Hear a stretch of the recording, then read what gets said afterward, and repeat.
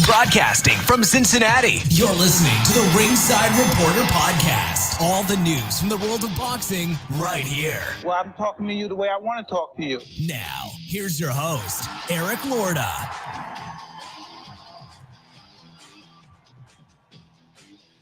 And we are live. Welcome to the Ringside Reporter Show, where we talk about the latest boxing news. If it's related to boxing, we'll talk about it here. My name is Eric Lorda, and I'm here with my co-host, Joe Habib. We got a great show for you today, and if you want to call and ask questions, 323-870-3857. Let's get it started here. Showtime. Janibek Alimkhanuly versus Vincenzo Gualtieri. The WBO and IBF unification middleweight titles on the line. Alimkhanuly demolished Gualtieri in 6 rounds. Janibek, I'll tell you what, man, Janibek hits hard. He hit him with some shots that didn't look like, big punches, but the placement, right on top of the head, right on the temple, those shots he places is perfect, man. He's got great power, good accuracy. I'll tell you, he's a problem for anyone in that division. Is he the best one in there? I don't know, but he's a problem. Beeb, what were your thoughts on this? I think he's another one of those guys like Golovkin where he just puts that pressure on you and he just wears you down. But Golovkin could fight on the inside, and he could fight at range. And Janibek is very similar to that. He's versatile like that. Like, he can hurt you from the outside, and when he gets inside, he just rips the hell out of your body, changes levels very well. He just blankets people with pressure. So I just think he's a very dangerous fighter. He's very precise with the shots, places the shots well, puts the shots together well. And because he's always changing levels, because he's, no matter where he hits you, he moves you, knocks you off balance, he's going to force those openings. And if he's able to push you back and you're off balance like that, he's forcing you on the defensive all night, then that's going to be a long night for you. And he's that strong, that powerful, and he's just that sharp and precise with those shots that, he's going to be a problem for anybody. I would argue he's the best middleweight in the world right now, even though the division is not the greatest, but I think he kind of separates himself from the rest of these guys. I mean, you got Erislandy Lara's got the WBA title, with all due respect. There ain't no way Erislandy Lara's beating Janibek. If Chris Eubank Jr. wants to fight Janibek, I don't know, man. He ain't no Liam Smith, Yeah, that ain't gonna go well. That guy's nothing to play around with, man. No, he's nothing to play around with, man. Yeah, he's nothing to play around with. To me, he's is Charlo still he's the WBC champion? I mean, he hasn't fought in 2 years. Is he at some point? I think he'll come back. Yeah, but after 2 years, man, that's a long time, babe. And only certain people have really been able to do that. I mean, you think about, like, say, Sugar Ray Leonard, who came back and was able to fight high-level fights, but typically just one at a time. It was never a consecutive, you know what I mean? Yeah. I'm not 100% sure that he's going to be able to do that. Here's a conversation I had with Maestro, because I was running down the list of guys that took a long period of time off and came back and were able to be successful and win big fights. Yeah. And Maestro replied to me, yeah, he goes, yeah, but there's one difference. Those guys were all-time greats. Jamal Charlo was not. And it's a good point. I mean, I don't, and again, I'm not dumping on the guy, but he's not a Sugar Ray Leonard, He's not a Floyd Mayweather who took some time off and came back. Yeah, he's not a Floyd Mayweather. He's not those guys that can take the time off and come back. Just not. Yeah. No, I don't think so either. So, I think if I were Janibek, he's got to look for, unifications. He's got to look for other stuff, but he's right now, I think he might be the guy in middleweight. Yeah, he's the guy. He's just, the guy. Let's talk about Keyshawn Davis. He was on the undercard here. Keyshawn Davis versus Nair Albright. And Keyshawn Davis scores a majority decision here. Scores were 95-95, 96-94, and 97-93. I didn't score this fight, B, but I didn't think this was that close at all. I was really surprised when they read the scores. I know ESPN, I think they had it 8-2. Yeah. How did you score the fight, or did you see it that close? I didn't see it. I'm going to be honest. I didn't score it because I thought it was going to be one-sided. And Yeah, I thought it was one-sided.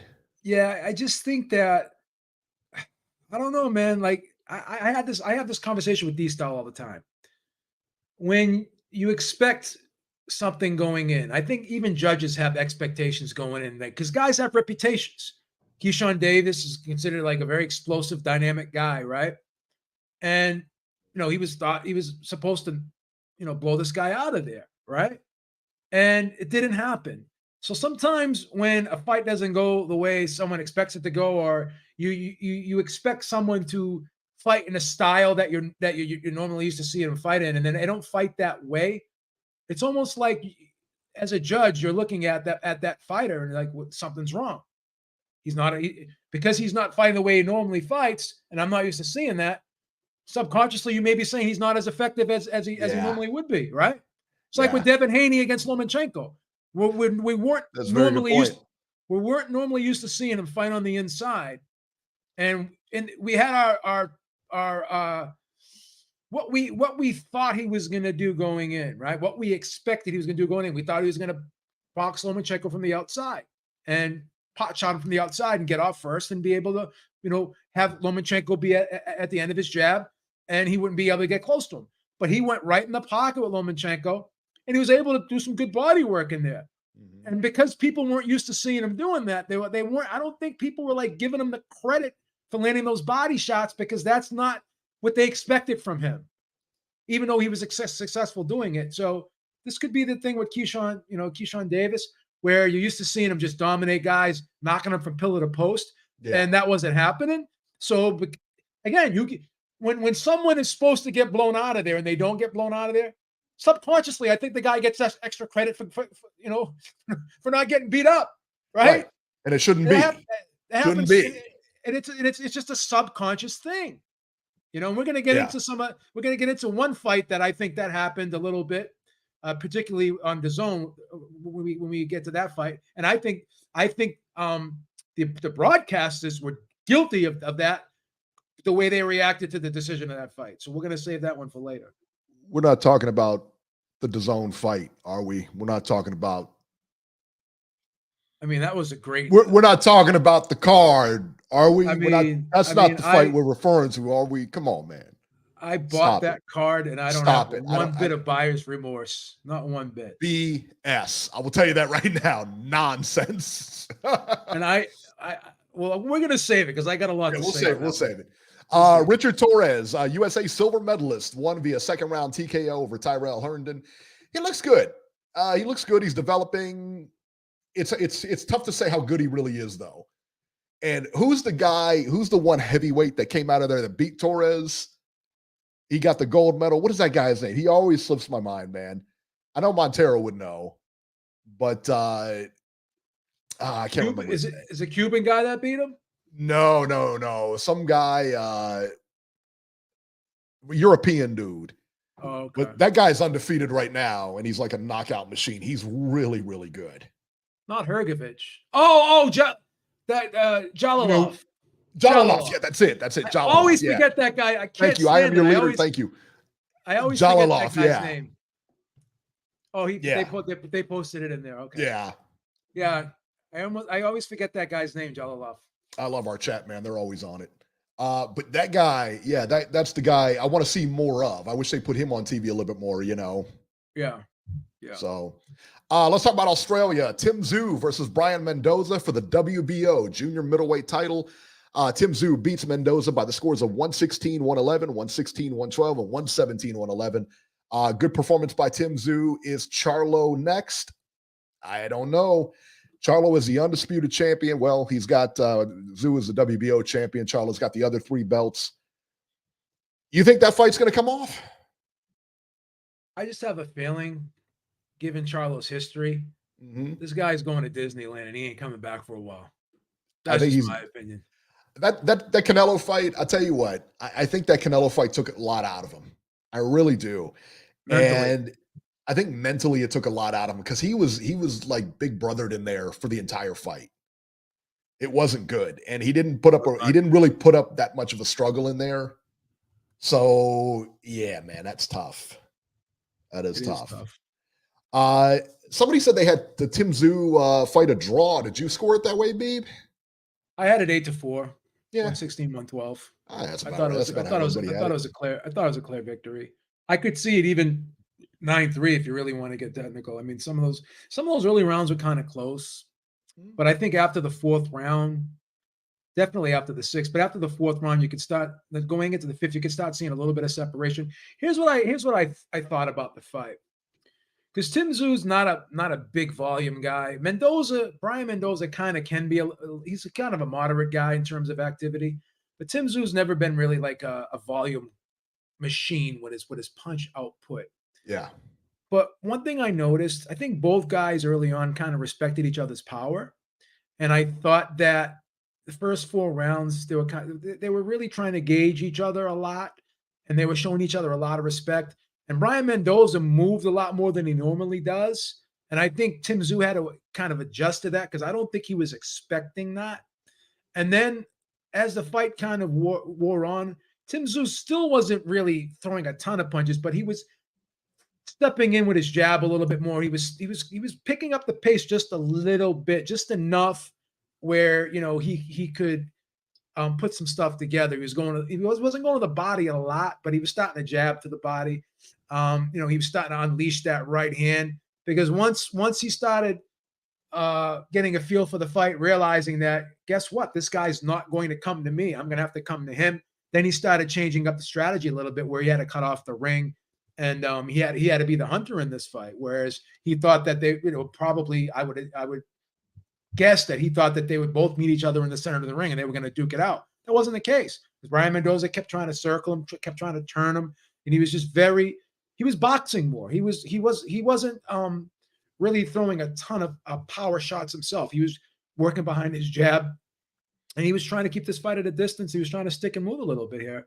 And, he couldn't do that for long because once Tim Tszyu realized that, hey, I got to step on the gas a little bit here, then, Tim Tszyu was starting to hurt him with the uppercuts, starting to hurt him with body shots, landed some good right hands and some good left hooks. I mean, he was hitting with everything, but it just wasn't,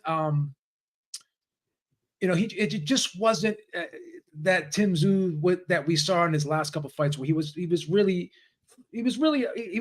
more aggressive in his other fights than this fight. And again, I think that goes down to knowing that Mendoza can crack a little bit. Right. That's what I was going to say. I mean, you're not going to get a knockout at this level every time out. I mean, your guys, it's not like Mendoza sucks. I mean, this is a quality fighter in front of him, so it stands to reason it would be a little tough. He'd get some resistance there.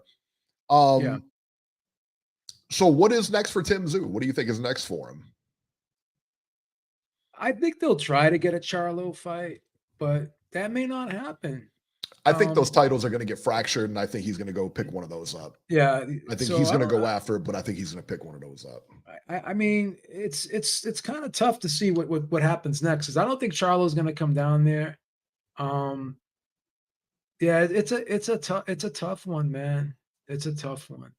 I don't know. Maybe Sebastian Fondora, maybe. He's another PBC guy, right? Yeah, maybe. Yeah. Tony Pugilist Boy said that Charlo came out of the Canelo fight with a lot to look forward to. I kind of agree with this. Because for him, it was kind of a no-lose situation if he put on a good performance. But he didn't put on a good performance. He put on a bad performance. He put on a lousy performance. He put on a he ranked. I mean, that was just it. I mean, he was just completely outmanned, outgunned in there. It was just like, you got to be kidding me, man. So I believe he does, but I do think he has big fights on the horizon. The Tim Tszyu fight, though, not really a big fight for him, right? For Charlo, you're talking? Yeah, I don't think it's that big a fight. It could be in Australia. I mean, well, if he does go back down to 154, like what other? I mean, maybe the Crawford fight, but a lot of people don't like. They don't even want. I don't know. Can you sell a Crawford fight? Yeah, because after what happened in the Canelo fight, so Tim Tszyu, a lot of people are saying he has to fight. He should fight Tim Tszyu and try to get a victory over Tim Tszyu before he even thinks of going, up against Crawford. But now they're saying the Crawford rematch with Spence is going to be like, I think in February. Now they're saying that's the rumor. And I cringe every time I think of that rematch. I cringe. I just not don't good, want it. man. I don't want to see that. That was And bad. That was really bad. And that's one of those, it was so one-sided. It could be another good fight for Tim Tszyu is Erickson Lubin. He's coming off of a victory. I don't think he won the fight, but it was close. Listen, I don't hate that fight. I don't hate that fight. I think that's a good one. Erickson I think Lubin? getting him some names and getting his name out here, especially with the U.S. audience, I think will do him wonders. He did say that that was his last fight in Australia for a little while. He wants to come in and string a couple fights together here in the United States, preferably Vegas. He wants to kind of make Vegas his base. So that's good. Good for us anyways, right? This is interesting from Team Batman. Imagine Spence wins the rematch. Very unlikely, but what then? That's a very good point. Well, I'm going to say something very blunt with all due respect to you, Team Batman Boxing. I can't imagine that happening. I can't even in my wildest dreams imagine that happening. If I woke up in Bizarro world, I couldn't even imagine that happening. If I got shot into the quantum realm, if Thanos snapped his fingers and I disintegrated and went into the 13th realm, I could not imagine that happening. I'm sorry. No, can't imagine that happening. I got to be honest, I can't imagine it happening either. But hey, crazy thing. Listen, man, when you put gloves on and you're throwing punches at each other, anything can happen. Anything can happen. Got a better chance of seeing Robbie having sex with Asia Carrera. That ain't gonna happen. Stop it. What's the matter with you? That was so bad. She's like why did you make? years old. Why did you make me say that? Old now. Why did you make me say that? Why did you text that to me and tell me to say that to Robbie? She is like 90 years old now. Why are you? Speaking of 90-year-olds, you hear Suzanne Summers passed away today? She was 76 or something like that, man. It's a shame, isn't it? She still looked good at 76. Did you see her or whatever? Yeah, she took care of us. That's a thing. Yeah. Plastic surgery. A lot of these stuff, man. A lot of these people, they they look great, but they can't always judge the book by its cover. It's sad. Who's Tara Patrick? Oh, she's nice too. Yeah, she's another porn star. I love her. She's like Is she like an 80s porn star like Asia Carrera? No, she's the 90s. They're 90s porns. Robbie just texted me. You know what he said to me? Let me read this text. I've never slept with Asia Carrera. What are you talking about, Beeb? I'm such an asshole. I'm gonna read it. Good God, I can't believe you said that. You said crap like that, Joe. Too fucking bad. Get used to it. This ain't romper room over here, man. What a baby. Oh, Lord. All right. Beeb. It's that time. It's time we have to talk about it. See big elephant in the room. The DAZN card. It's a great card, man. How much did you pay for that card, Beeb? $55. Worth every penny of it. Beeb likes old porn stars. I like the 90s porns. Yeah, but 2000s. but now they're all old though. Did any of them look good, or they still look like shot out, or what? I mean, they still look good. They still look good. They still look good. Come on. When you get older, the taste changes a little bit. You're a little bit more accepting of age. All right. Sure. Right. Yeah. Okay. Yeah. Of course. When you get older, you don't mind banging. You don't mind banging 5s and 6s. I mean, it's not bad. I had a 10. I had, what do you say, 5 good 2s or something like that? Oh, Pocket says Cougars only. that was a good. I'm going to be honest with you. I've always said this: when you take people that aren't at the highest level, but they're on equal level, right? You match people up evenly, makes for a good fight. And there was some good fights on that card. Even though these guys, I'll be honest with you, these guys were better. Like when I bought this card, right? I bought it because of Tommy Fury and Dillian Dennis and Logan Paul and all that. Because I bought into the hype. You know how I am. I'm very gullible. I'm naive, right? And they sold it. And I almost bought it. I swear, I gotta let me jump in real quick here. I gotta be honest. I almost bought it. I almost bought it. Me and Antonio were in the living room and we're watching that press conference where Dylan hit him with the microphone or whatever. Yeah, he killed a black guy too. I was like, dude, we got to check it out. We got to check it out. And day comes and I'm like, we're getting ready to buy it. I looked it up. And it was like $60. I was like, come on, man. I was like, I'm not going to. I'd rather watch a UFC card next week. That's going to be good. Is that good, that card? Who's on that card? That card's really good. Yeah. They got Kamaru Usman and Kazmat Shimanaya fighting. Okay. Yeah. Okay. That's going to be good. And that's not even the main event. The main event is Volkanovski and what's his face? The guy from who is that guy? Come on, guys, help me out here. I can't remember, but it's good. It's good. Trust me. So I thought the undercard was really good. I thought those fights were entertaining. They were competitive. Who were some of the fighters on the undercard, Beeb? There was my man Nate was one of the guys' names. Yeah, my man Nate. And there was who else was there? There was Salt Poppy. He was Salt Poppy, another big name.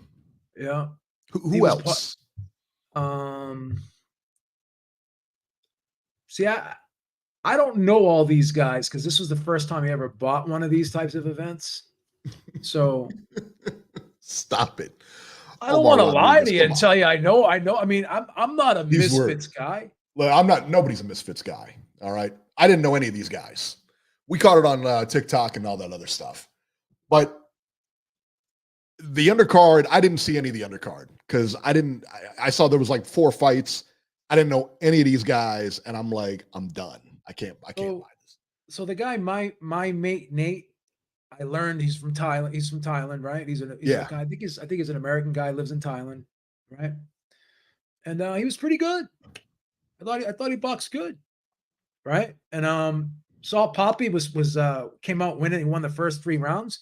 Then he ended up getting knocked out, man. What a beautiful! It was a crazy knockout. Yeah. So I thought those fights were good. The main event and the co-main event weren't great, but I told everybody he's gonna try and choke him out, and he's gonna get disqualified. So he's not gonna. Let's talk about that for a minute. Let's break this fight down. So this was the Logan Paul Dylan Dennis fight. Yes. Dennis came in a 6-round fight, right? 6-round fight. Logan Paul came in with a cut over his right eye. And he had they got a scuffle over there, and he hit him with the microphone. Dennis hit him with the microphone at the press conference earlier, a couple days earlier or whatever. Busting him up, So I'm watching this fight, and Dylan Dennis has got the peekaboo style going on, and he's offering up zero resistance. I mean, zero. He didn't throw like 8 or 9 punches the entire fight. He threw nothing the whole fight. Logan Paul didn't do much either. I think Logan Paul looked tired to me after that first round. Yeah. I think he came in way too aggressive. I think he was irritated about what happened prior to with the microphone and everything. And I think he came out and I think he had an adrenaline dump probably around the 2nd or 3rd round. I think he was done. I think he was just gassing a little bit. So, but he boxed okay. It wasn't, I think he probably could have got that guy out of there if he tried to go to the body and at least give him some angles when he's turtling up like that. At least give him some angles, and don't move back from him. Go forward. He's not offering you anything. Go forward. Press him. Get him against the ropes. Get him in the corner and then start bombing him. Yeah, because he can leave that turtle shell open, but he can leave that. You give that guy angles. You start going to the body a little bit. You step to the side. He's got different. Now he's got to adjust. And now he's going to just make him uncomfortable. He didn't make him uncomfortable in that fight. No. He wasn't. It didn't look like Dennis was uncomfortable at all because sometimes Dennis would come forward and, Logan would throw some shots, pull back, to see if anything was coming. First 2 rounds, I understand that.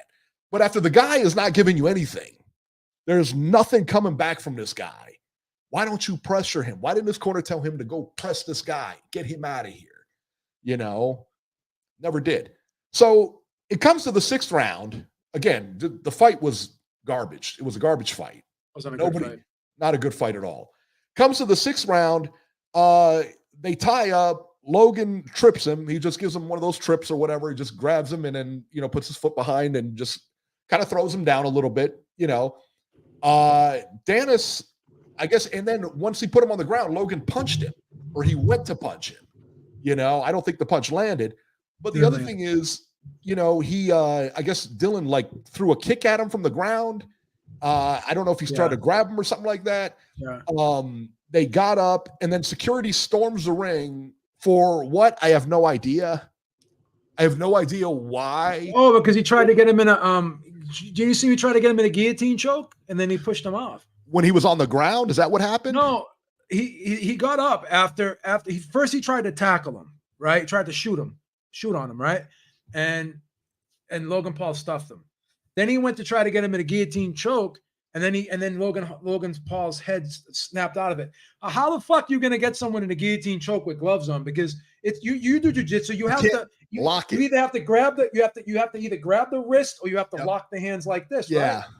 And if you can't do that with a boxing glove on, so but I knew he was gonna do it, and I thought it was hilarious that he did it. And it had that WWE ending to it, like when they have the with big all the guys the charge the ring. So, it's a big schmoz, I thought it was hilarious, to be honest with you. And I think he did all that so he could make a meme out of him. It could be like a meme on TikTok or whatever. Right. But one thing is for certain. He will never, ever be allowed to box again. No one's going to put him on a card ever again, because that was just not something that that's not the type of performance that's going to encourage other people to want to put you on cards like that. So his celebrity boxing career is pretty much over. Is done. Yeah. And, I expected a lot more from Dylan Dennis. I mean, he's in good shape. He's a jiu-jitsu guy. He's in good shape. He was a Bellator fighter, trains with all those guys and stuff, and keeps him in, a good sparring for those guys and stuff. He's not elite anymore. I think he was elite at one time, but he's not really that elite anymore. Oh, he's been out for a while. Yeah. But a good fighter, nonetheless, a good MMA fighter, good jiu-jitsu fighter. Yeah.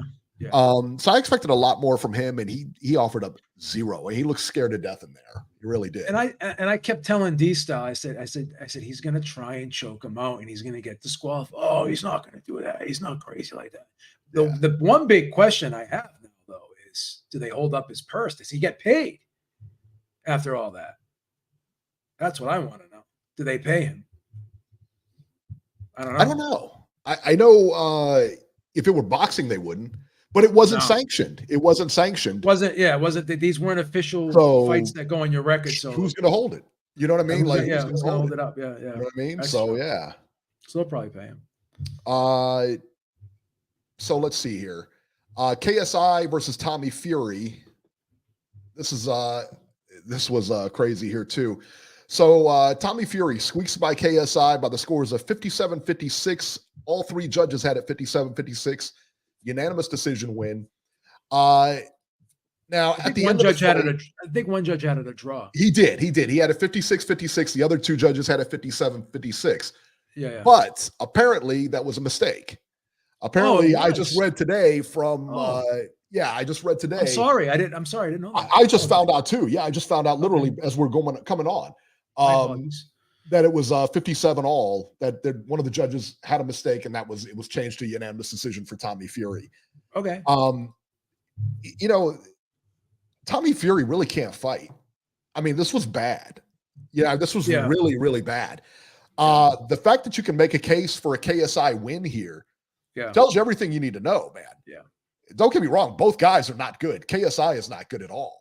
Yeah. Tommy Fury, I was shocked. I expected a lot more from him, given the fact that, he's supposedly a pro boxer. Yeah. I mean, give me a break. Here's the problem, though. The way those announcers were crying, oh, this was a robbery. This is a robbery. I mean, both of them didn't do great. Like, how do you separate one guy from the other so decisively off of that performance? It was who sucked less. That's what I'm saying. How was that a robbery? I did have Tommy Fury winning the fight 4-2, But it wasn't like he won he set the world on fire. I gave KSI the first 2 rounds, but then 10-8 KSI round, by the way, a 10-8 round, and that second round for the point. Yeah, because and that point, and then like he hits him like this, and the ref takes it was ridiculous. Come on. You know, but after those first like the only 2 decisive, like I thought Tommy clearly won, like I think the third, and I kind of thought he won the final round.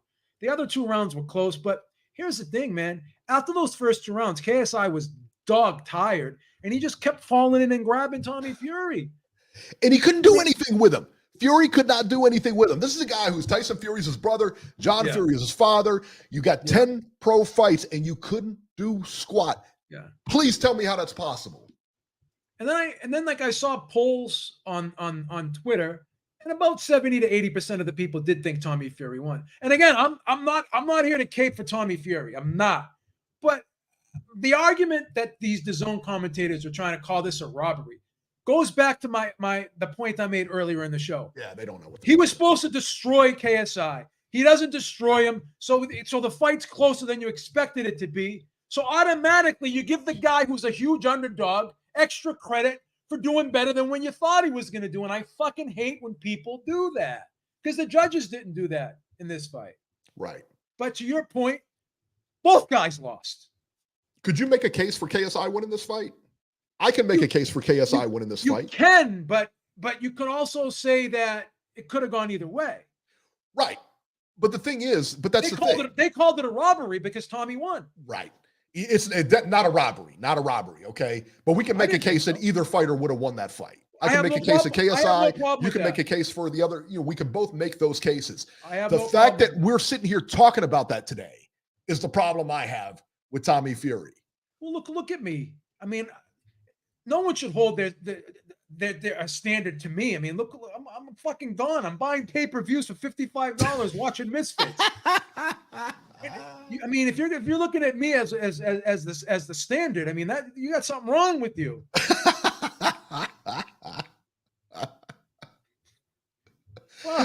What were we all thinking, I did not, like I said, and even Antonio looked at me during this whole thing. He said, "Man, I'm glad we didn't buy this." I said, "Right?" Did he say that? Yeah, he was Did like, he say that? "Man, I'm glad we didn't buy this." I said, "Right?" He said, "Man, this is terrible." Antonio's smart, man. He's like, I remember when he was so tiny. Now when I see him, he's like big and tall. Like he's taller than I am. The guy, he's like a man already.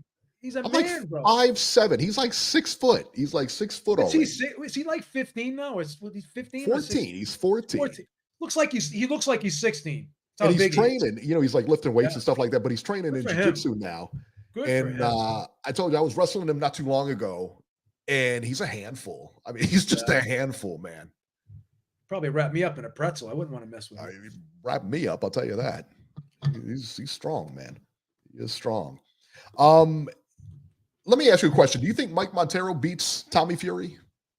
Yeah. I do too. Yep. I do too. I think he beats him. I really do. I do. I think that Tommy Fury's pro is done. I think his professional boxing career is done. I think his misfit boxing career, though, just started. I think it just started because he's got a ton of guys he could fight there. He could fight Jake Paul again. He could fight Logan Paul. He could fight whoever, But I think that Misfits is kind of where he belongs because he doesn't have the skill to compete out, And let me ask you this. Why would you want to go anywhere else if you're making the money that you can make being a Misfits fighter? He's not going to make that. He's not going to make that money. The other right. Yeah.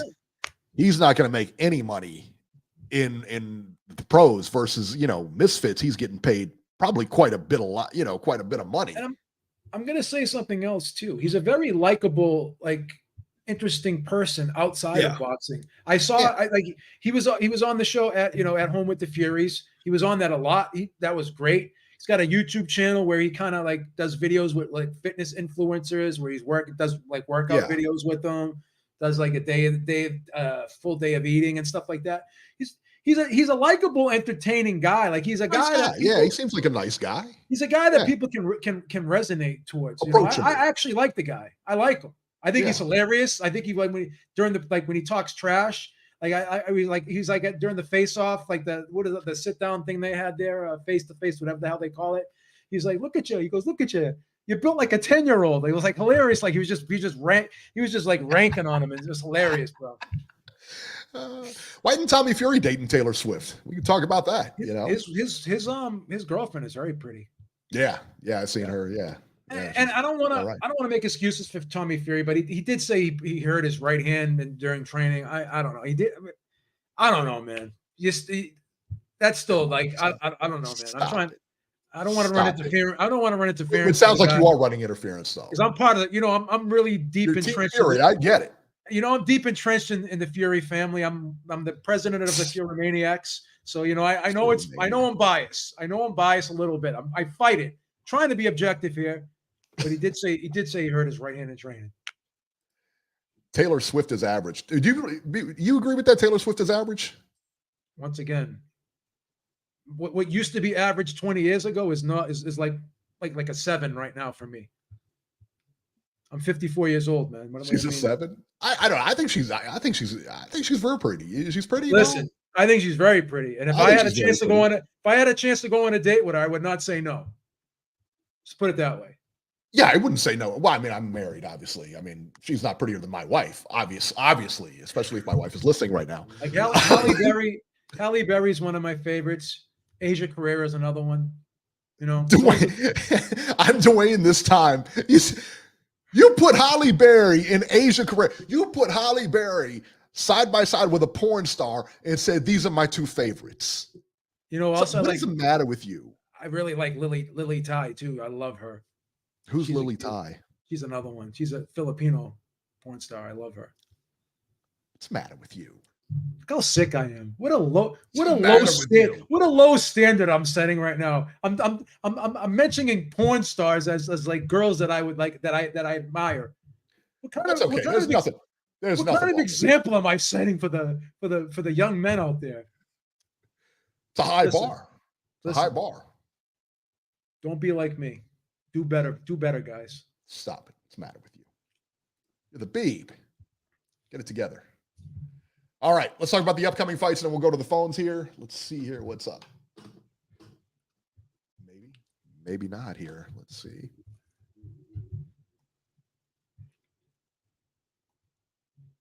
One second here. All right, there we go.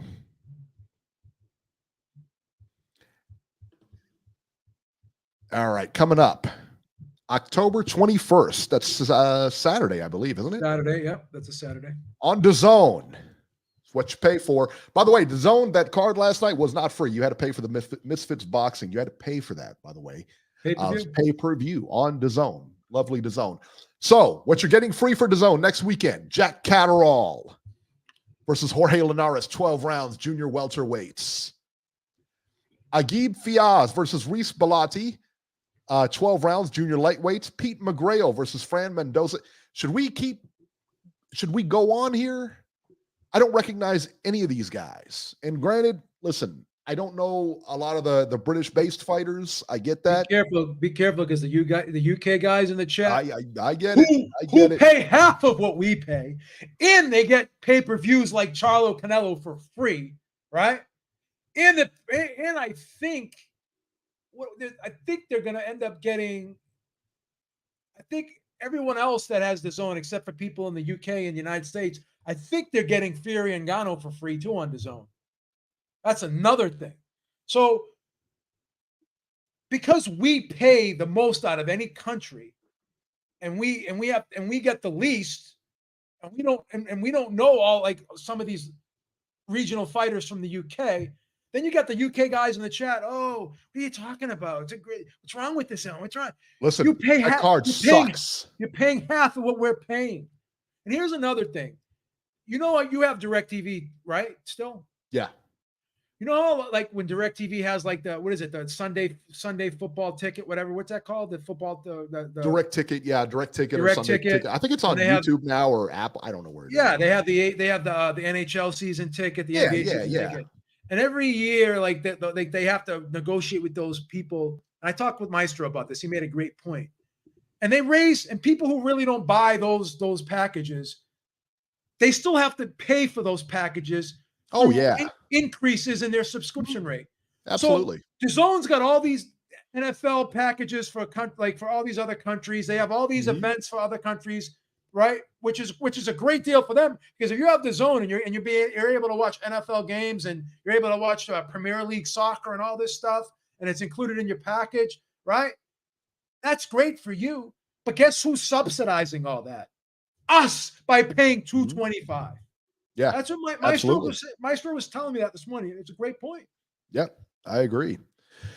Jack Catterall, Jorge Linares on DAZN next week. That's a fight that if it was on ESPN or anything like that, I may not catch it. Yeah. You know what I mean? Yeah. I'm definitely not watching it live. Yeah. You're paying for this. Yeah. But they do redeem themselves that night. Inglewood, California on DAZN on the 21st. Alex Roca versus Giovanni Santillan, 12 rounds welterweights. Yeah, that's it.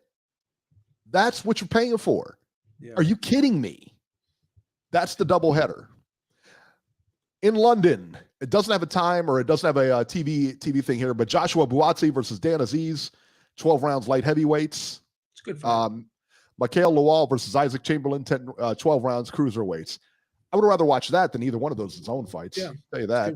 I hope that's on ESPN Plus, because ESPN Top Rank has a deal, kind of works with Sky Sports, and they show some of those fights on ESPN Plus. Well, hopefully that's one of them. We'll see. Yeah.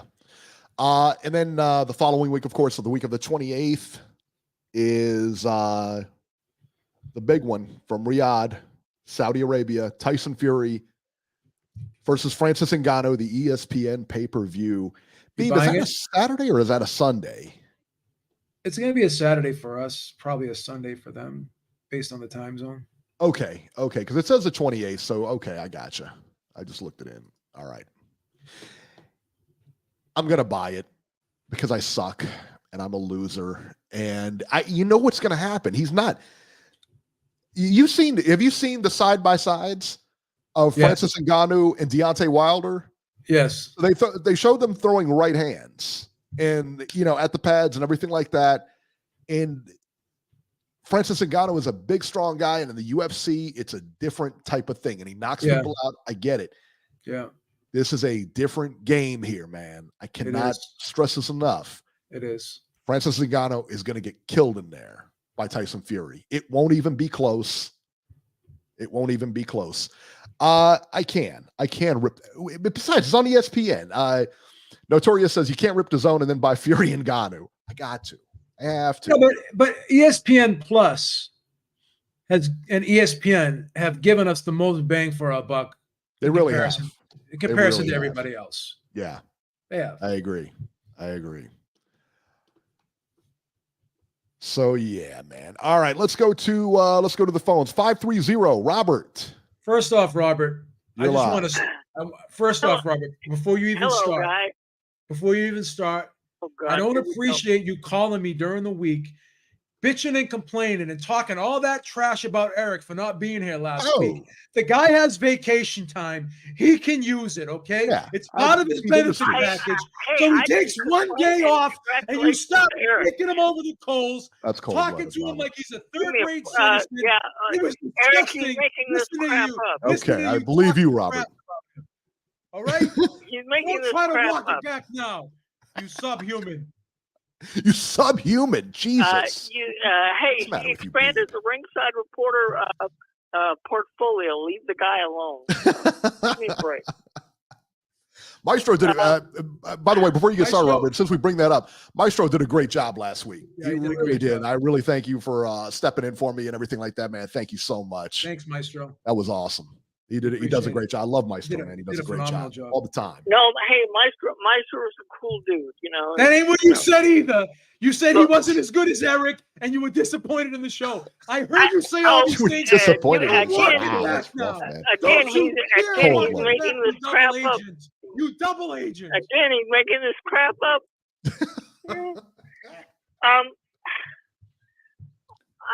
I feel like this is a disappointing time in boxing, man, when we have to spend a lot of the show talking about misfits.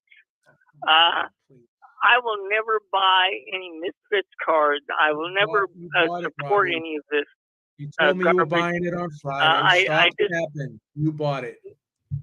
Joe, you don't know my bank account, but hey, at least you admit He's you have living an large. addiction and you bought it. But no, What is that now? I won't be buying. You're trying to exploit my faults? I won't be buying I won't be buying the Ngannou Fury card. That's my birthday. I'm going to find better things to do. What are you going to do on your birthday? Birthday? Go to the strip club? No, I don't have any idea what I'm going to do, but I know I'm not going to buy that. Is there a lot of strip clubs out your way, Robert? Eric, I got better things. Because I got better things to do, but I don't know what I'm going to do. What does that even mean? I got better things to do, but I don't know what I'm going to do. I'm telling you right now on my birthday what I'm going to do. I'm going to go out to a nice 5-star hotel dinner, right? I'm going to get a nice honey dip that looks like Asia Carrera, and I'm getting a room. That's what I'm doing. I got it already planned. Is she going to be with you in the room, or is that like, are you just going to go there by yourself? Don't even try it. Don't even try it. How much do you usually spend on that stuff? Eric, if memory serves, I believe his birthday is December 9th. Still pretty good. Say this again, Robert. I believe his birthday is December 9th. If that's the case, he's going to be home behind the Regis program. Are you doing background checks on me now? What are you going to dox my address next? How do you know what my birthday is? He knew your birthday right off. He's a savant, man. Robert, when was June 28th, 1973? What day was that? Oh, I can't come up with that off the top of my head, but give me a. But no, he does. He does home that night buying crazy stuff like that. He does crazy stuff like that. He's gonna buy the Regis program Devin Haney card that night. Yeah, for sure. That's on his birthday. ESPN's gonna have a card that night. That's Heisman night. So he's gonna be watching boxing, man. He's not going to go anywhere or do anything. Give me a break. Wow. First of all, Robert, this is what you don't know. When you go to the Ritz-Carlton, they have a smart TV there. I could log into the Zone, and I could buy a pay-per-view, and me and the honey dip, after I don't want to get at what we're going to do, but after towards the end of the night, we can watch the pay-per-view together. So don't even try to throw a monkey wrench. Don't even try to throw a monkey wrench in my plans. How do you normally do this? Do you give her the money first, or like when you get to the room or whatever, you give her the money, or how does it work? Go into all the finance situations here, all right?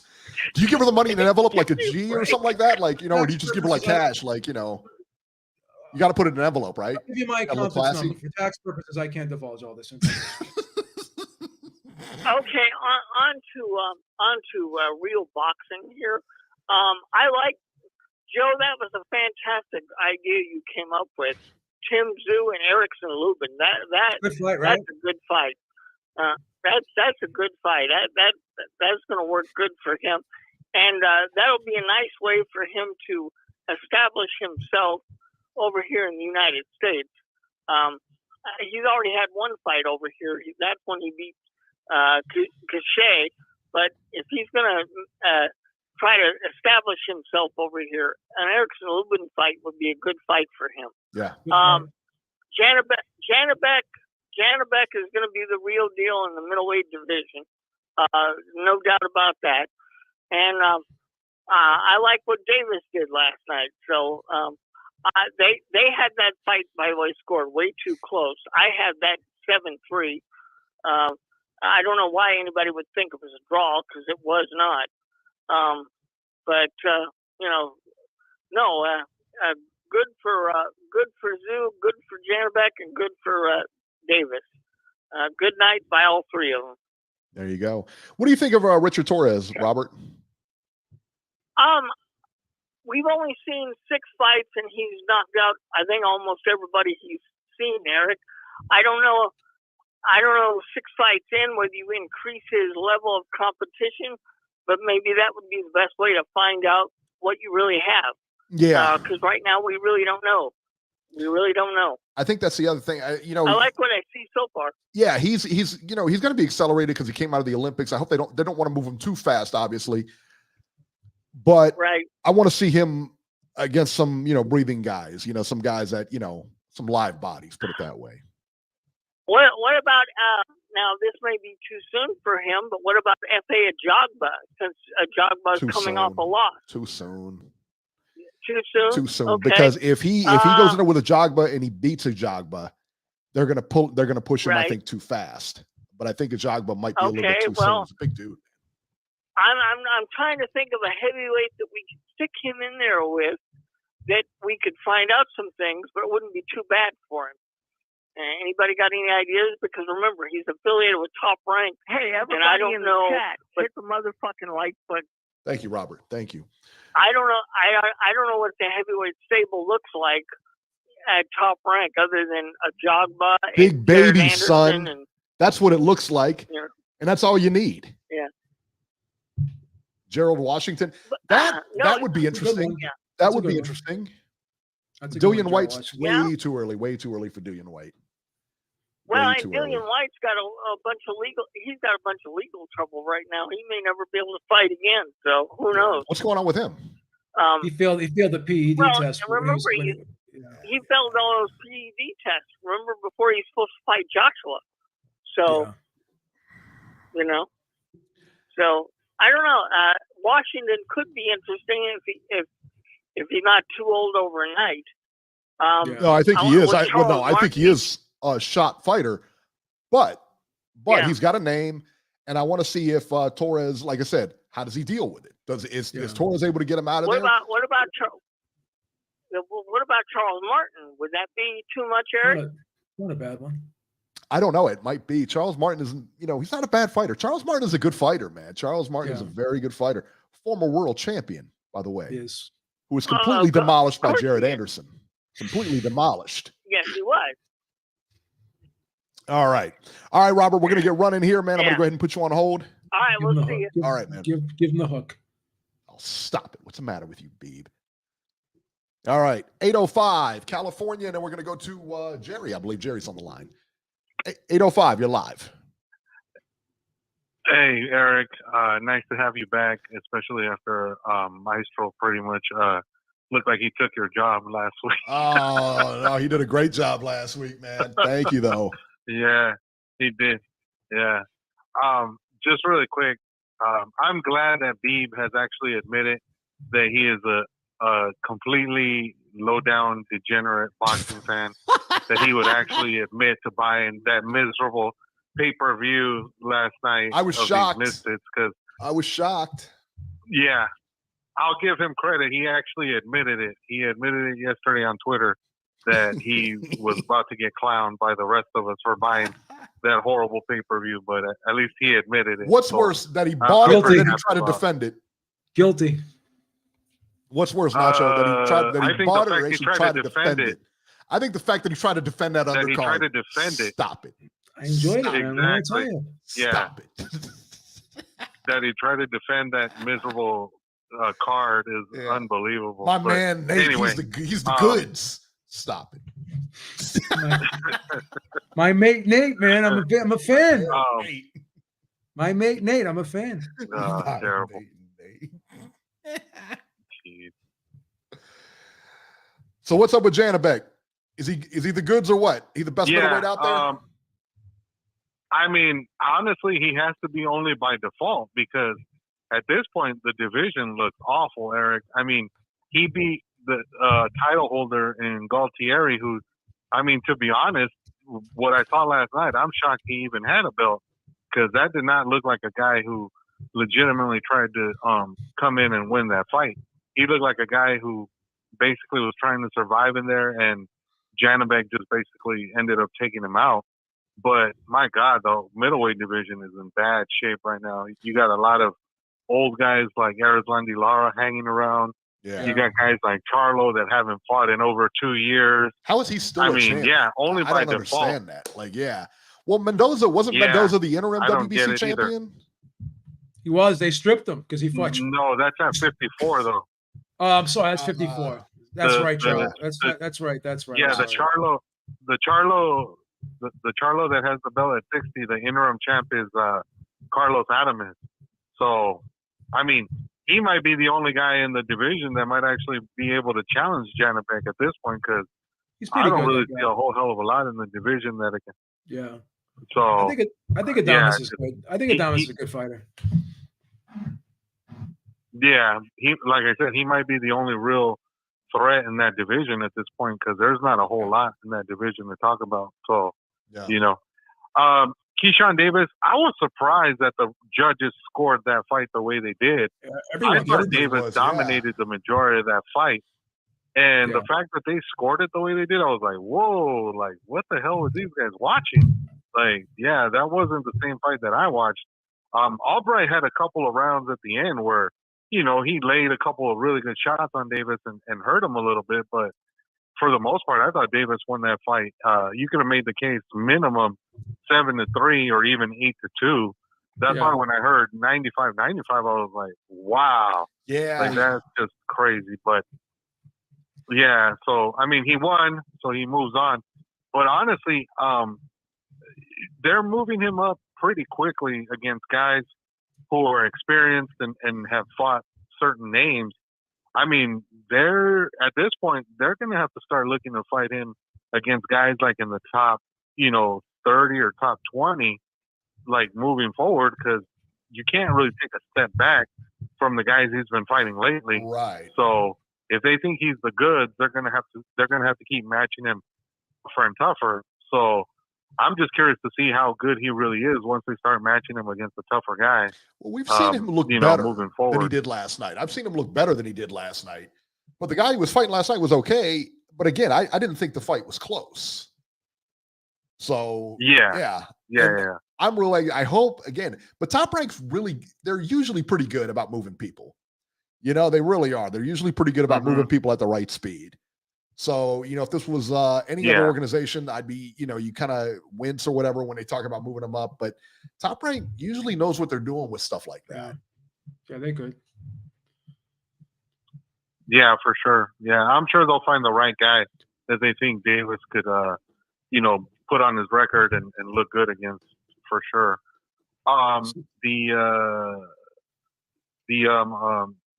Showtime card. Tszyu won that fight. I honestly thought that he won that fight going away in the second half. I thought the first half of the fight was close. I thought that Mendoza kind of was sticking and moving, and he did a couple of things in there that frustrated Tszyu a little bit, and you could kind of see he was having trouble figuring out what he was doing. But then as the fight wore on, he kind of started to time his shots a little bit. He started to rough him up on the inside. He laid some nice right hands and hooks and uppercuts on him. Man, Mendoza has an unbelievable chin though, because in the 11th round, I thought for sure Tszyu was going to get him out of there, and he survived that round, which I was like, wow, I couldn't believe it. But one judge scored that round 10-8. Being as tough as he is. Wow. I think one judge scored that round 10-8. They had the 11s. Yeah, that's it. They had the 11s on there versus the 12. You know what I mean, on the scorecards. So yeah. I mean, So I mean, at this point, Tim Tsyzu is the man in that division. Like Steve said, I doubt Charlo comes back, and I think he's going to end up having to give up the other titles because the IBF is already ordering him to fight a mandatory, and I know he's not going to fight that guy. So that belt is going to disappear. Yeah, the belt's gone. Yeah, he's not fighting that guy, and then he's not going to probably fight anybody anytime soon with that Canelo payday he just got. He's probably going to be gone for a while before he steps in the ring again. So at this point, I think you guys brought up a good point. Lubin might be the biggest name out there. Yeah. And if that's the next fight, I don't mind that fight at all. Wow. Just to see kind of what Lubin has left and how really good Tim Tsyzu is, moving forward. And just one last point really quick, guys. I don't think you guys I don't think a lot of people knew, but Miguel Burchell actually was on the Golden Boy DAZN. I read about this. Yeah, I didn't want to put it on there because it was just kind of, who was he fighting? You know, it was like a comeback fight for him. Yeah, he fought a guy. He's through. Yeah, That he guy's fought washed, a man. stay busy fight, and Yeah, he's washed. and he beat the guy that he beat. But to be honest, the guy he beat he's not a world beater. So Right. I don't know. Yeah, I don't know what they're doing with him. But yeah, I just thought it was kind of interesting that he went back out there. Yeah, I saw that too. That he won his fight or whatever. I was surprised he won. To be honest with you, I was surprised he went the distance. It was a distance fight, wasn't it? If I'm not mistaken. No, he stopped the guy. Oh, did he? Okay. When? No, he stopped the guy. Yeah, he stopped the guy. Oh, it was a blowout. He knocked him out in 3 rounds. Yeah, it was but definitely the guy he was fighting wasn't fight. a Right. It was a definitely so setup fight for sure. But Brachelt's washed. He's not coming back. Yeah. So, he ain't coming back, son. All right, man. I mean, I've seen crazier things, Eric. Yeah, you and me both. You never know. That's right. Yeah. All right, Nacho, we're going to get running, man. Thank you so much for the call. Yeah. 410, Jerry, Baltimore. In the house. Jerry. Where's the big bird? What's up, Eric? What's happening, man? Welcome back, brother. Thank you, you sir. went to the beauty salon. That's right. That's what I did. It didn't work, but you know. What's up, dweeb? What's going on, man? What's up, dweeb? How you doing, brother? No, pretty good, brother. Pretty good. Always got a lot to say. Let me get started with Tim Tsyzu. I was supremely impressed with Tim Tsyzu last night. Fights like that are just absolutely crucial to a young fighter's development. Different night, different fight. Ocampo, he felt like he could make a statement again to walk through. That's what he did. Harrison, he boxed and competed with Harrison until we seen a chance to take him out. That's what he did. Last night, he fought a dangerous, strong opponent who's been on what was it, a 3-fight streak, cleaning up KOs, putting fighters out of business. And Tszyu went in there. He showed patience. He showed poise. He wasn't overconfident or over anxious, and wind up himself being the next cleanup KO victim. He's got a lot going for him, and I just thought that was a brilliant performance. It wasn't the fight that many of us might have anticipated it to be, knowing that both of them are punchers and stuff. But we've seen that before. You know, sometimes you get the victory. You know, I thought he looked good. He had him hurt a couple times. Bad. I wasn't able to really finish him, but like the last caller said, man, give a lot of props to his opponent, man. I mean, the guy's very tough. He's a very good fighter, and Tszyu said after the fight, you know, he said he's just below me, and I would agree, you know. There you go. Who's next for Tszyu? Who do you think is next for Tszyu? Well, realistically. Well, I mean, listen, man. I mean, I'm a Bud Crawford fan, right? I've always liked Bud. Fine, good, great, and good. But I'm going to be honest with you. To me, Bud Crawford is he's got a Hall of Fame accomplishment, but he doesn't have a Hall of Fame resume. I'm on that side of the fence with Bud. I'm not discrediting him. It's not that I don't like him. It's just when I look at his resume, I don't see really any great fighters. The closest thing I see to a modern day great is Spence, and he will Spence. No problem there, but I don't understand why Crawford. He's like, I'm not going to fight Keith Thurman. I'm not going to fight Boots Ennis. I don't want to fight Jermell Charlo. Throw Dan Garcia in there.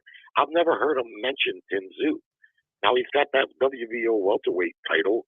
He could apparently make a fight for the 54-pound title against Tszyu, but I've never heard him mention it. I think I guess it's a lot of risk for not a lot of reward. I mean, it really is. I mean, he's not going to get paid a whole lot of money.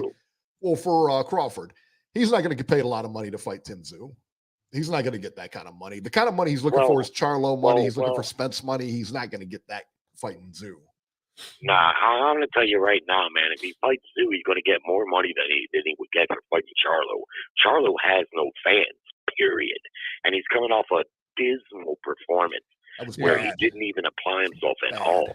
Tim Tszyu is a superstar in Australia, and Australia has shown they don't produce a lot of world champions, but when they do, the whole country's behind them, and the government will even get involved to finance their fights, like they did with Jeff Horn and Pacquiao, Kambosos. That's the only big payday near Bud Crawford, because outside of Canelo, there is no. Crawford says, I want big fights and big paydays. The problem is there is none. There's none. There's a fighter 3 weight classes below Tank, and that fight's not going to happen. And there's a fighter 3 weight classes above Canelo, and that the fight's not going to happen. Canelo has said several times Bud Crawford's not in his plans. So what's left for Bud Crawford? After he rules everybody else out, Tim Tszyu is the biggest payday and the best fight for him, and probably the easiest one to make because he has that WBO title. Yeah. But he hadn't mentioned the guy. Now, to be honest, I would say it's a little early for Tszyu. You know, I think he needs a little more experience. However, you know, if you ask me who he should fight next, I would say Charlo. But I just haven't. Charlo doesn't seem to have the energy to want to fight him. I don't know. Yeah, he doesn't want to fight. I don't blame him. Let me ask you. Let me ask you both a question. Let me ask you both a question. Who's better, Tim or Kostya? I think Tim is better. You think Tim has more better defensive skills? I think Tim's better. Yeah. Well, let me just say this. Yeah, he's more skilled. Let me just say this. He hasn't had time yet to accomplish what his father accomplished. Sure. And rare is it the case that the father, you know, or the sons are better. We've seen Hector Camacho Jr. He wasn't close to his dad. Chavez Jr. wasn't close to his dad. But Tszyu has the same great attributes as his father. He's a puncher. He's got a great chin. He's got good stamina. But his dad used to get hit with every punch. I mean, every punch. He would just hold his arms out in front of him and walk you down. And for 6 rounds, fighters would literally exhaust themselves beating on, you know, punching him. But only the bravest stuck around for the second half where he would eat their lunch. But Tim is far better defensively. He thinks more, and he has the same attributes, like I say, but skill-wise, I think he's better than his dad. No problem. He's a little bigger. He's bigger than his dad also. I think he's got a bright future in that division. And what I've seen last night was a maturity fight. That's the type of fight fighters need. You know, this guy, what's his name? I'm forgetting. Mendoza is his opponent. I've seen his last couple of fights, man. He's been putting people out of business. You know what I mean? And he was trying as best he could. It's just every time he tried to get off a little bit, he could hit with something that would kind of make him, you know, like, man, this guy is a really hard punch. You know what I mean? But there wasn't running, there wasn't clinching, excessive clinching. It wasn't the fight I think some of us thought it maybe would be in anticipation. But it was a good fight nonetheless, and a good win for Tszyu. So, yeah, I like to see him fight Charlo, get those undisputed titles, and then beyond that, you know, whatever he does. I mean, junior middleweight, not looking so good nowadays, just like middleweight. They're a little bit dry right now. So Tszyu has an excellent chance to really establish himself as the top guy, you know, the real top guy there. Yeah, I would agree with that. If Virgil Ortiz goes up to 154 and Terrence Crawford goes up to 154, and eventually that's Boots, a stock division. Yeah, and eventually Boots goes up there too. It's pretty decent division. It has potential, anyways. Yeah, for sure. Yeah. But Virgil, there's a big question mark around Virgil. I love Virgil Ortiz. That's true. In the ring, but we know his problems are well documented, so we just don't know about him. And Crawford already said he doesn't want to fight Boots Ennis for some reason. So, you know, I don't know. And Crawford hasn't officially moved to 54 himself. I got a feeling Bud Crawford's going to fight Spence again, and a retirement is coming shortly thereafter. Because the PBC only signed him for. Yeah, they only signed him for 2 fights, right? And he's already said he doesn't want to fight their fighters. He doesn't want to fight Boots. He doesn't want to fight Keith. He doesn't want to fight Jamel. I mean, what the fuck? You know, so why would they? What's the initiative for them to sign him any further than that? They signed him to fight Spence and then to fight Spence in a rematch. If they had any real interest in him, they would have signed him to a 3, 4, or 5 fight deal. But they just signed him for those 2 fights. And since then, he's saying he doesn't want to fight any of their fighters. And I'm disgruntled with Bud Crawford. He's on some diva shit right now, if you ask me. He says he wants to fight 3 more times. He's the pound-for-pound #1 guy. So, dude, if that's what you want to do, but if you intend to fight another Avanesian or a Green Bean, I'm not paying for that. And lastly, when it comes to these pay-per-views, I hate to say, because like Beeb, I'm a 40-year fight fan. Plus, the pay-per-views are getting out of control, man. Yes. When you got a DAZN subscription and a Showtime subscription, I agree. that Devin Haney Regis fight, it should be a subscription paid for fight for DAZN subscribers. That's what it should be. And same thing with Benavidez and Andrade. If you got a Showtime subscription, that fight should be part of that package, not $80 pay-per-view. Boxing's getting too expensive for me, man. Yeah. I got all kinds of other shit to pay for. Yeah, I agree. All right, Jerry, we're going to get running. Thanks so much for the call, man. We appreciate it, man. Thank you. You know, he brought up a good point with the pay-per-views, and they are getting out of control. And this has been the biggest year for boxing that I can remember in a long, long, long time. We've had a lot of them, you know. You got UFC pay-per-views, you got boxing pay-per-views, and I mean, you know, that's a lot of money. I think what are the UFCs, like $75-$80 already? You know, they're getting up there now too. They're getting up there, absolutely. You know, they're getting up there too. So yeah, man, I don't know. They're crazy. It's too much. It's way too much. Way too much. And you know, what gets me is they're like subpar pay-per-views. You know, let's go to the news here. The Benavidez Andrade fight.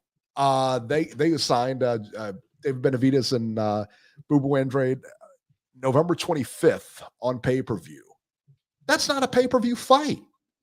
It's not. It's just not. That's not a pay-per-view fight. Yeah, a lot of people aren't happy with that. I can't imagine anybody's happy with that. Who's going to be happy to pay for that fight? Really? What's a better fight to you? Benavidez, Andrade, or Devin Haney versus Regis Prograis? Haney Prograis is a better fight. I would agree. And people are even saying that's not a pay-per-view fight either, because that's going to be on pay-per-view as well. And listen, don't get me wrong. The Benavidez Andrade fight is a very good fight. A good fight. Solid fight. Yeah. Solid fight.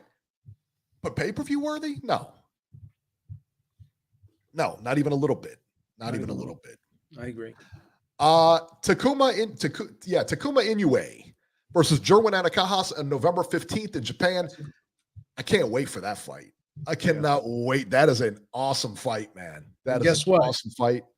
You don't have to pay for that one. And that's a good one. Right. See the difference? Exactly. These are all good fights. They're free, though. Marlon Tapales and Naoya Inoue is being set for December 26th in Japan.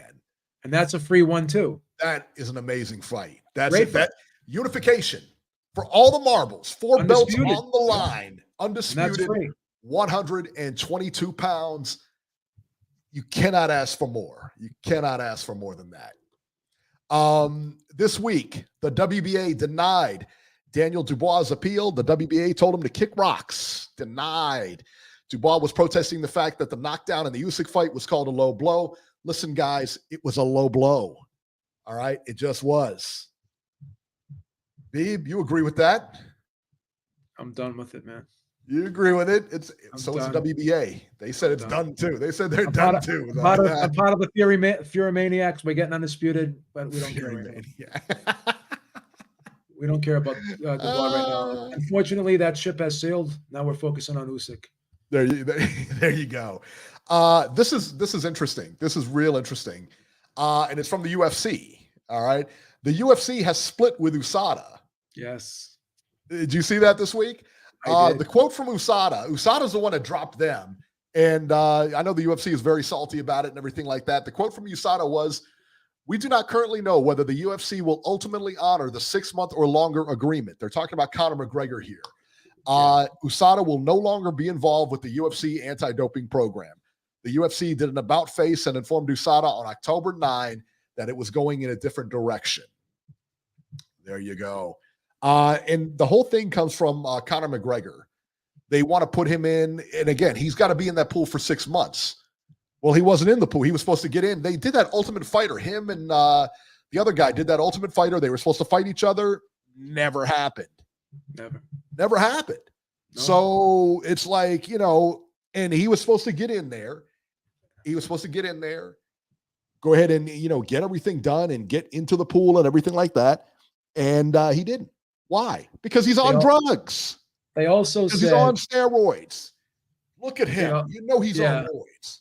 they also said that because he could fight without being in the pool for 6 months, but he has to go through 2 tests before the fight. Right. And he wouldn't want to do that either. He didn't want to do that either. Why? Because he's doping. Even Joe Rogan was kind of hinting at it that he looks like he's juiced to the gills. Of course he's juiced to the gills. Have you seen him? Yeah, you see his early fights and you look at him now? Yeah, he doesn't look the same. Dude, he's a big dude. You know, he looks like a big guy to me. Shout out to him for getting the good stuff. Yeah, right. He's getting that trend going. Good stuff, man. That shit money could buy, right? What's wrong with that? Yeah, right. There you go. Except he's got to test for it now, you know? So, and the theory is that UFC 300, I think UFC 295 will be at the end of the year in December. And that's going to be a good one with Colby Covington and that other British dude is on there. I think they're fighting in Britain, if I'm not mistaken, but I don't know. But that's going to be a good card too. So you got 5 more, and then it's UFC 300. So, you know, you want the big names for 300. I imagine John Jones is going to be there. Conor McGregor is going to be there. Guess and who they're they're not going to risk anything stupid happening. Guess who they're going to be using moving forward? Who? That company, Drug Free Sport. That what's her name there? Alicia Bumgarner. Drug Free Sport was the organization that that Eddie Hearn used for the Alicia Bumgarner fight when she popped positive her test. Out of Kansas City, Missouri. I think they're out of Kansas City. Yeah. Yeah. Drug Free Sport International out of Kansas City, Missouri. Yeah. Yeah. Partnership. Yep. UFC creates its own drug testing program in the wake of the split. Yep. Wow. Yeah. Wow. So here's the thing, man. When you work with Drug Free Sport, the UFC is going to do the adjudication, and they're going to get the results directly given to them, and they're going to have more control over the situation, which is maybe what they wanted in the first place, right? Listen. That's why this whole drug. Nobody. Listen, man. You got a big card. You got millions in promotion, tickets, everything like that. The last thing you want is to see a guy go down for drugs. That's right. it. And if you got control of the situation, you can manipulate timelines after the fight. We can say he was juicing or whatever the case may be. Whatever. Let's get this one over the line. Yo, I was listening to Francis Ngannou on Joe Rogan. And I didn't know this, but when you sign a contract with the UFC, it's for a time period. It doesn't guarantee you a specific amount of fights. So you could be on the contract. But I think they do offer you fights. The way it was explained to me is that they do offer you fights, but you have to take the fights. If you don't take the fight, guess what happens? They add 6 months to your contract. That's what Francis Ngannou was saying. Wow. Yeah. That I didn't know. That I didn't know. And then if you don't take the fight, they could freeze you, like they could freeze you out and let your contract expire, and you can miss out on fights. They don't. In other words, you're not guaranteed fights. Like with boxing, they sign you to fight deals. They don't sign you to time period deals. Yeah. They sign you to fight deals. UFC doesn't do it that way. At least according to Francis Ngannou. I don't know. That's what he said. Yeah, and I agree. I mean, I agree with him. If that's what he said, I mean, he's there. Why is he going to lie about it? He's the one. He walked away from millions, from the UFC, offered him a lot of money, and he said no. I mean, they were going to make him like one of the highest paid dudes ever. I guess they're saying he was going to be the highest paid heavyweight of all time. Yeah. Oh yeah. Absolutely. No one's gonna get paid more than Conor McGregor, but he probably would have been like number in the top 5 at least. Yeah. But I think McGregor made a lot, and what's his name? The George St. Pierre used to make a lot of money. Who made Ronda Rousey made a ton of money. Yeah, she made good money. John Jones makes good money, but I don't think he makes money like I don't think he comes close to Conor. When is John Jones and Stipe fighting? I don't know. Let's see here real quick. November 11th, UFC 295. Oh, is that when that is? 295, yeah, November 11th. Yep. That'll be fun. Yeah, I like John Jones in that one. I like John Jones too, but Stipe's from Ohio, so I'm gonna be Are you gonna be pulling for Stipe? Yeah, for sure. Plus, it's good to pull for the underdog sometimes too. Yeah, I think Jones he's just on another level, man. He's incredible. He's another guy that's taken time off and come back, and you're like, man, this guy is still the best in the world. He's just a natural talent, bro. Yeah, he's insane. Natural talent. So there you go. All right, guys, that'll do it for this edition of Ringside Reporter. As always, you can catch Joe Habib on X or Twitter at jhabib1 and find our YouTube channel at ringsidereporterlive.com. You can find me on Twitter at ringside73. And guys, we will catch you next week.